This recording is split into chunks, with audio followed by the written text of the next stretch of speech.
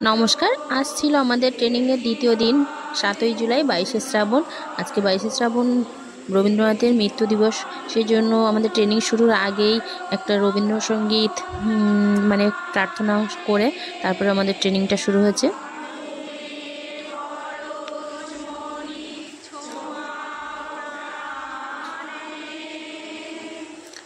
তারপর প্রার্থনা করার পরে প্রথমেই টিফিন দিয়ে দিল, বিস্কিট, কেক আর একটা জলের বোতল। তারপর আমাদের কিছুটা ট্রেনিং হলো। তো সেই ট্রেনিংয়ের সময় কিছুটা ম্যামরা কথা বলে আর লিখতে হয়, সেই সময় তো ছবি তোলা যায় না। তারপরে আমাদের 100টা মেয়েকে 5টা গ্রুপে, মানে একটা একটা গ্রুপে 20 জন করে ভাগ করে দিল আর কিছুটা কাজ দিল, মানে যে ক্রাফট বানানো যা বলে সেই রকম টাইপের আর কি কাজ। তো বিভিন্ন গ্রুপে একটা একটা করে কাজ দিয়েছে। তো প্রথম গ্রুপে ছিল ক্যালেন্ডার তৈরি, আর আমাদের সেকেন্ড গ্রুপ ছিলাম আমরা। আমাদের গ্রুপে ছিল ডোমিনো বানানো।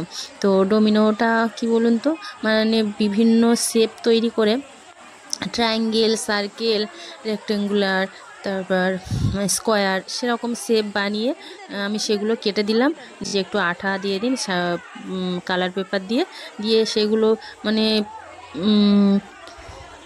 এগুলো বানানো বাচ্চাদের একটা সংখ্যার ধারণা, কি আমি ধরো দুটো ট্রায়াঙ্গেলের শেপ দিয়ে দিলাম, যে এটা কি, এটা দুটো, দুই, এইভাবে শেখানো মানে তাদেরকে। তারপরে একটা সার্কেল, আর তারপর নিচে ট্রায়াঙ্গেল, নিচে তার নিচে স্কোয়ার, তার পাশে এবারে একটা ট্রায়াঙ্গেল, তারপরে স্কোয়ার, সার্কেল, এইভাবে দিয়ে এই সার্কেলের সঙ্গে এইটার সঙ্গে কোনটা মিল হচ্ছে এইভাবে শেখানো আর কি। তো সবাইয়ের কিছু কিছু ছিল এরকম। তো তারপরে কাজ শেষে সবাইকে আবার সুপারভাইজারের কাছে সাবমিট করতে হয়েছে সেই কাজগুলো, আর সঙ্গে প্লাস সবাইকে বলতেও হয়েছে। তো প্রথম মানে ফার্স্ট গ্রুপে ছিল ক্যালেন্ডার বানানো। তো ক্যালেন্ডারও ওরকম, মানে এখন কি মাস, কি সাল, আজকে কত তারিখ, আর আজকে কি ওয়েদার, মানে বর্ষাকাল, গ্রীষ্মকাল, এইভাবে ঋতুটা ওদের বলানো যায় না। এখন মেঘলা আকাশ, তাহলে এখন বর্ষাকাল, এইভাবে আর কি শেখানো সেই ধারণাগুলো। তো ওদের ক্যালেন্ডার সেটা সাবমিট করে দিয়ে তারপর আমাদের সেকেন্ড গ্রুপে ডোমিনো বানানো, সেটাকেও আমরা সাবমিট করলাম, বললাম কিভাবে আমরা বাচ্চাদের এইভাবে শেখাবো। তো বললো যে খুব সুন্দর হয়েছে, সবাই 2 নম্বরের জন্য হাততালি দাও। সব গ্রুপের জন্যই হাততালি দিল, সবাই খুব ভালো হয়েছে। তো যাই হোক, তো সেটা আবার সবাইয়ের সামনে গিয়ে বলতেও হয়। আর থার্ড গ্রুপে ছিল পাপেট বানানো। তো ওরাও খুব সুন্দর করে পাপেট বানিয়ে দিয়েছে, আর সেটা সম্বন্ধে গিয়ে ওখানে সুপারভাইজারদের কাছে বলতেও হয়েছে। আর ছিল ফোর্থ গ্রুপে ছিল মানে সংখ্যার ধারণা, কিভাবে বাচ্চাদের সংখ্যা শেখাবো।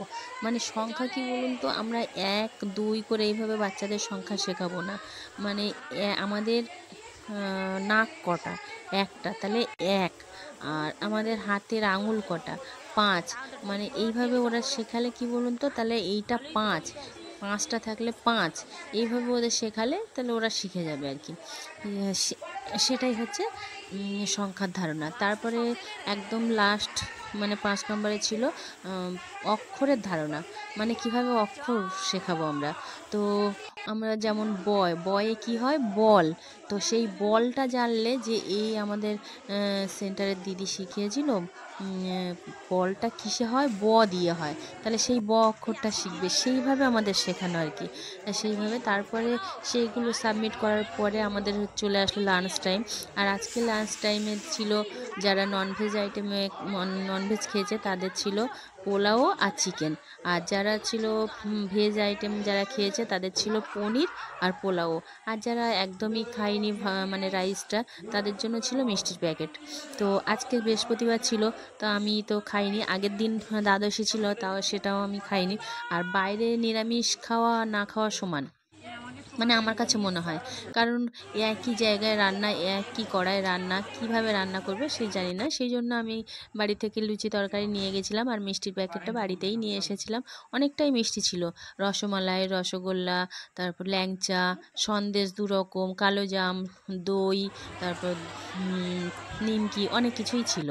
তো যাই হোক, তারপরে আবার লাঞ্চের পরেও কিছুটা ট্রেনিং হয়েছে, আমাদের এসসিডিপিও এসেছিলো, উনিও বক্তব্য দিয়েছেন। আর আমরা তো ভীষণ আনন্দ করি।